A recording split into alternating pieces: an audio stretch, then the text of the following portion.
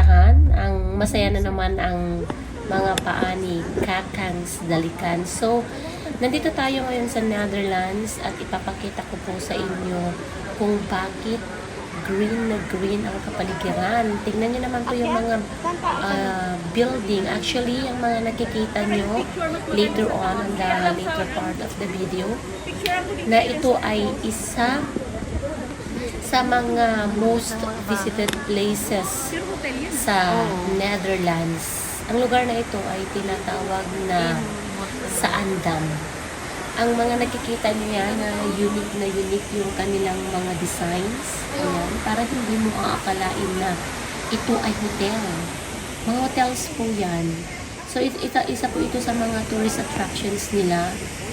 Ayan, parang feel mo talagang mamasyal kasi nakaw sa paningin, nakaw sa mata yung kagandahan at masyadong makulay na mga hotels nila dito. And marami pang pwedeng makita dito, pero ito yung pinuntahan namin para mahimas-masa ng ating mga paningin. At malayo pa lang kami. Ayan na, ang ganda-ganda na. Hindi na nga kami nakakaramdam ng gutom nung nakita nila nito. Hotel na ito. Especially itong nakafocus na yan. As in, hindi mo talaga expected na may mga hotel na ganyan yung pagkakadesign. Ayan. Hindi mo akalain na may nag-check-in kasi una parang yung mga nasa cartoons lang na parang for your eyes only, pero hindi siya ginagamit, hindi magagamit ng tao. Pero ayan ang pagpapatunay na creativity ng mga tao.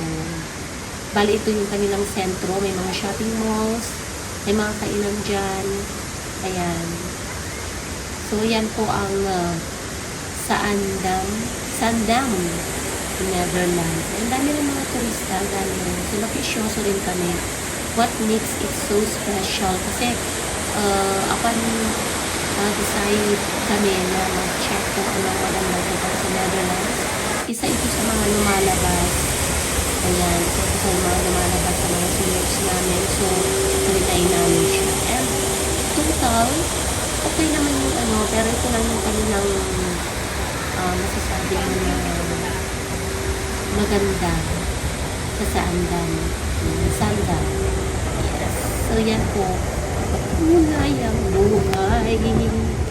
Daming turista din dyan. Naghahanap nga ako ng mga kwek-kwek.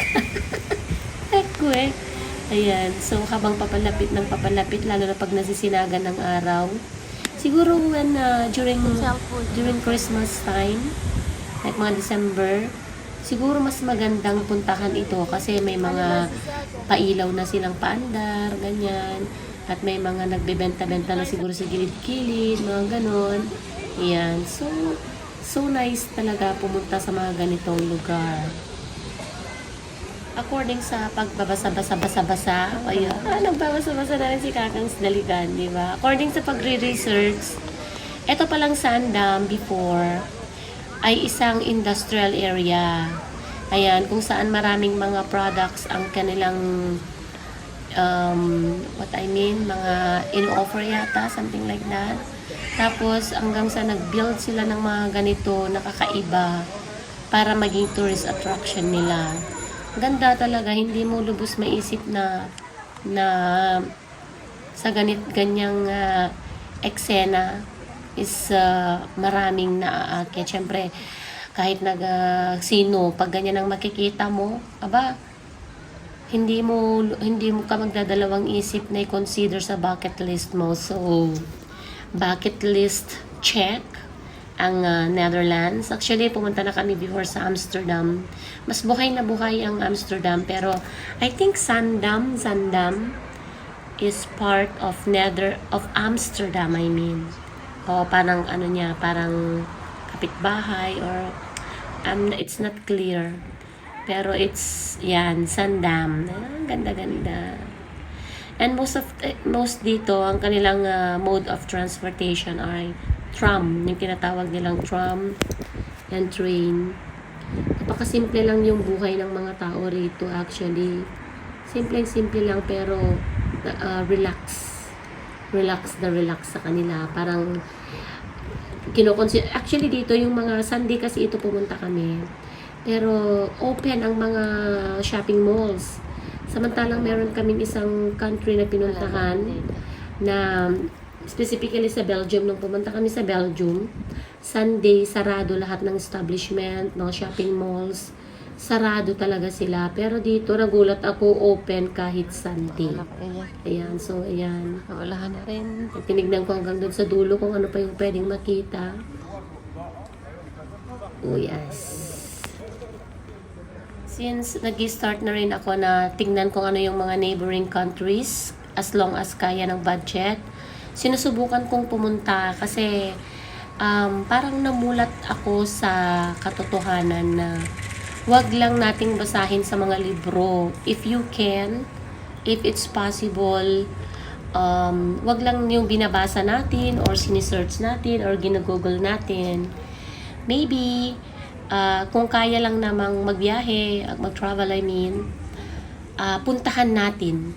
Kasi iba yung mga nasa mga libro, iba yung mga nasa pictures, or iba yung nakikita sa mga leaflets, kaysa sa reality, sa realidad na makikita mo yung mismong lugar. So, basically, pinag-ipunan natin ang lakarang ito bago tayo lumamierda, syempre.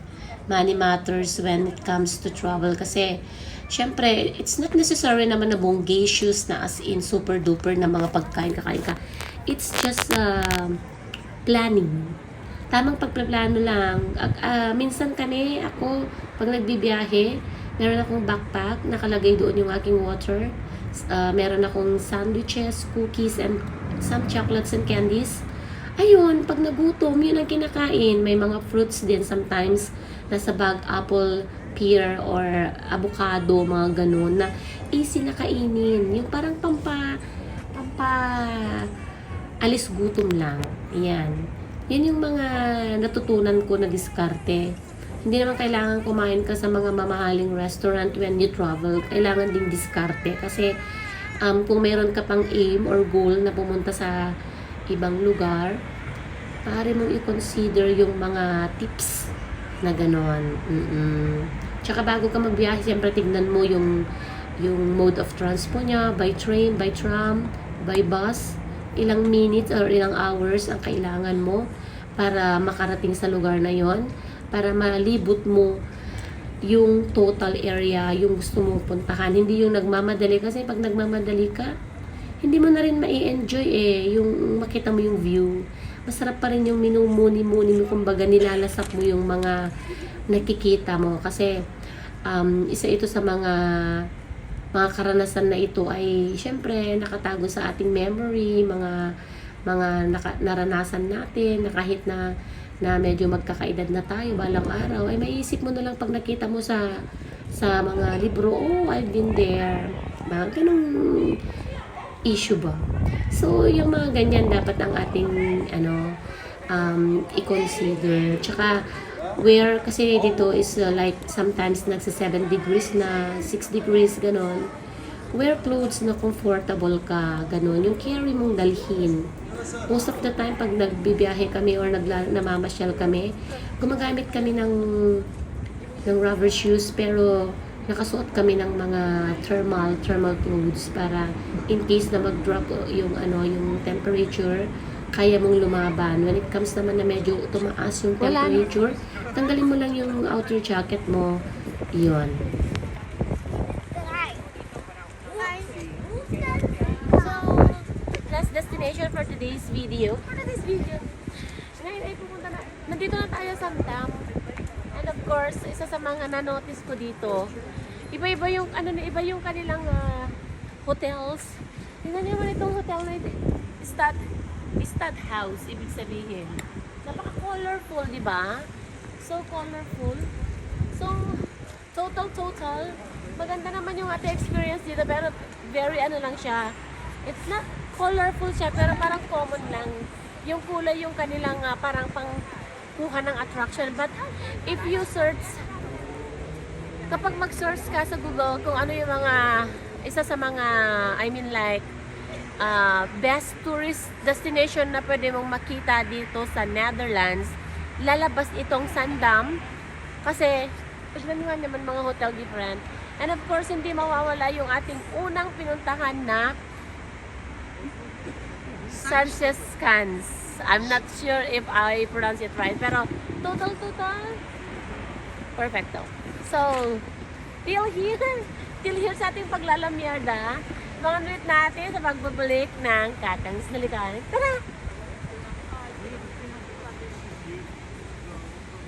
Sinabi?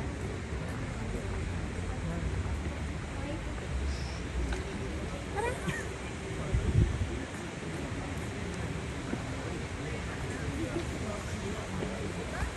All these days. One these days. Tara!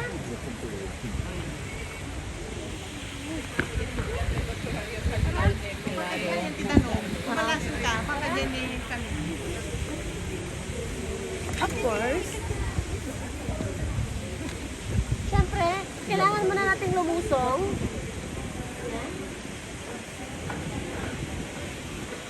Pwede pindutin mo yung white. Yeah. Pwede picture mo, pindutin mo yung white.